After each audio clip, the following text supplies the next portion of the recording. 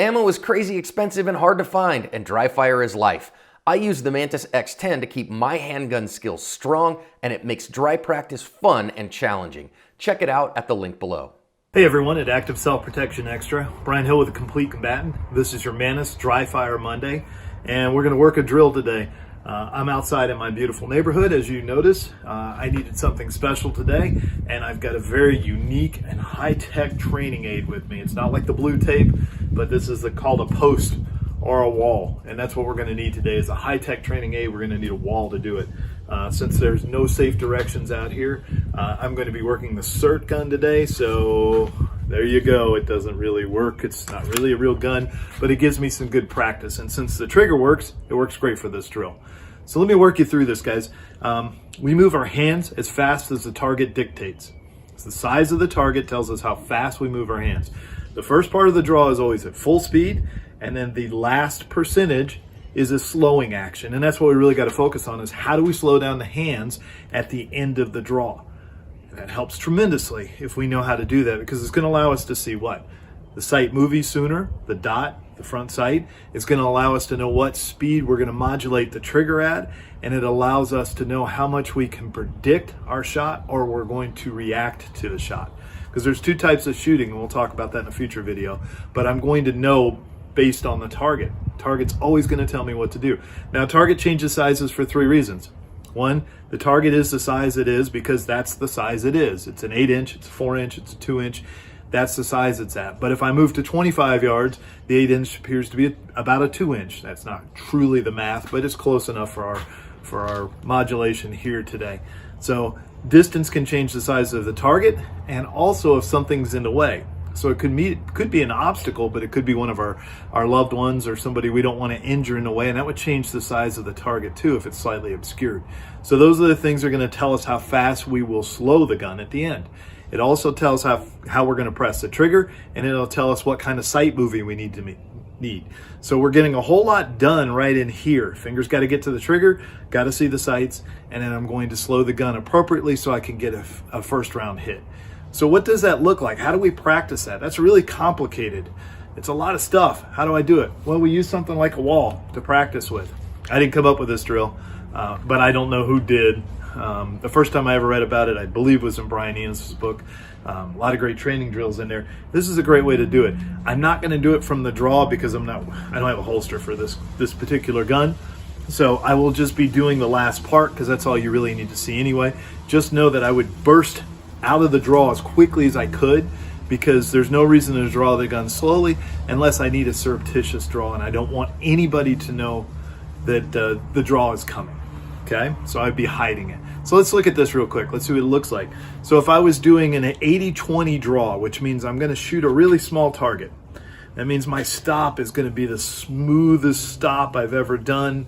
I'm rolling through the neighborhood and I look up and the police are sitting there. I'm going to smoothly stop the car. I'm going to wait for a second, then I'll move on. That's the kind of stop we're going to have on an 80-20. When I press the trigger, using Tom Given's terminology, it's going to be precisely. I'm going to pressure through that trigger precisely. And what I need to see is basically a very focused sight movie at the end of it. Very, very focused. So let's talk about the trigger speed, because that's hard for people. So this kind of simulates a Glock trigger, okay, and you guys can see it from there. So there's some take up, take up, take up, take up. I get to the wall, and then it breaks, okay? And a lot of people like to take up all that slack and then try to hold at the wall, clean everything up, and go. But the gun's still going to move. You know, the physical properties of things in motion tend to stay in motion, and things at rest tend to stay at rest. Kind of apply to this as a fighter. We never try to stand still. It's much harder to get started. In baseball, if your bat goes still when you're batting, it's called a defensive bat. So I don't like a still trigger. It is seductive, though, to get to the wall and hold and then do something. But what I'm going to do is maybe explain it a little differently. Same idea, but it is maybe semantics, maybe it's not, I don't know. But it feels better to me. And it could be my own personal bias because I shot double action triggers for so long. So let's watch this real quick. What happens here is if I'm going to precisely press the trigger, I take up all the slack, and then when I get to the wall, I just keep adding pressure, and then the trigger breaks. Then I simply flip it and reset it, take up all the slack, and then boom, be ready to go again. Because the target's telling me how fast I can shoot. shooting a very small target right now because it's 80-20. I need to see a very focused sight movie, and then I'm just going to press that trigger very precisely. Let me show you what this looks like, okay? So what I'm gonna do is put the gun against the wall first and make sure I have the distance right, line up my sights. Now I'm gonna bring the gun back to here. I wanna get the gun into the eye line as soon as possible. Finger's gonna go to the trigger, and I'm just going to gently try to touch the wall. What I don't wanna do is jam it in there and then put my finger on the trigger. Just want it all to come together, and then I can look and see where my sights are. That was pretty good. Okay, so that's my speed. Now sometimes I didn't touch the wall because I'm smoothly stopping, and I saw enough of the sight picture a little earlier, which would be a good thing. Maybe I move in a little closer. Now, the next one is a 4-inch circle, like the size of my face, 4 inches, okay? So it allows a little bit of error, but not a lot. So as Tom Gibbons says, we have to carefully press the trigger.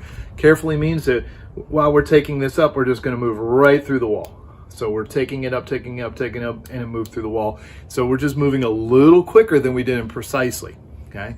The slowing down process means that it's gonna be a smooth stop, okay? We're just going to naturally, smoothly stop. A lot of people live in this zone forever. It's a very easy, smooth stop, okay? Let's see what that looks like.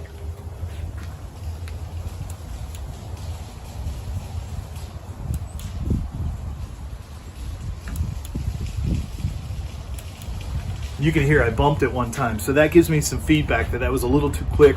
Maybe I leaned forward, maybe I pushed my hands. Now the final one is quickly, so I'm gonna shoot an 8-inch circle, which is like the size of my chest, okay? There's nothing in the way, it's fairly close, so I can quickly press the trigger.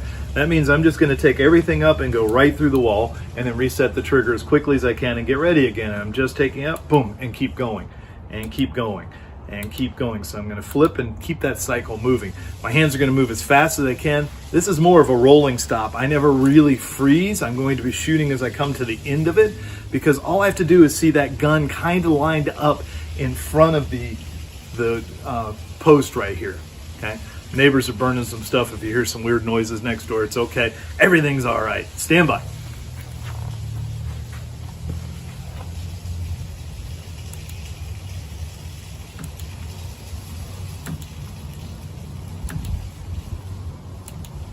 So a couple times I hit it.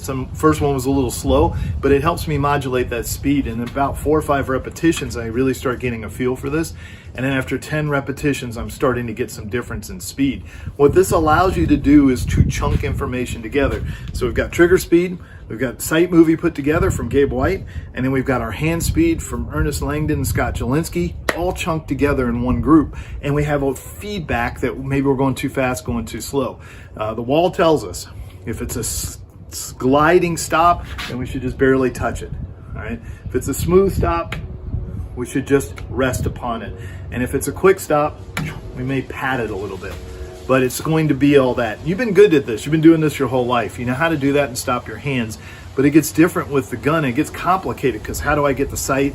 How do I get the finger in there? How do I stop the hand? So what everybody does is tends to pick just one speed and stays with that forever. If it's the middle speed, it's neither fast enough or slow enough, but it's pretty good. If you're really a quickly person, when you go to precision work, it's really hard. And if you do everything as precision work, it's really slow. So we've got to have some compromise in speed here. That allows us to move at a different speed.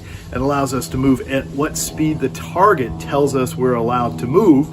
And then that tells us how quickly, carefully, or precisely we can press the trigger, and then how much sight moving I need to see. You know, there's a flash or streak, which is 95.5. There's floating, which is 90.10. And then the last one is a focused sight picture. Put all that together. It's going to make a big difference in your shooting. And then try it with your Mantis. I wouldn't jam the Mantis against the wall. I don't think that'd be real good for it. But it's going to give you a chance to try to do that, put it all together, and measure and refine and perform what you're working on. Thanks so much, guys. Make sure you subscribe.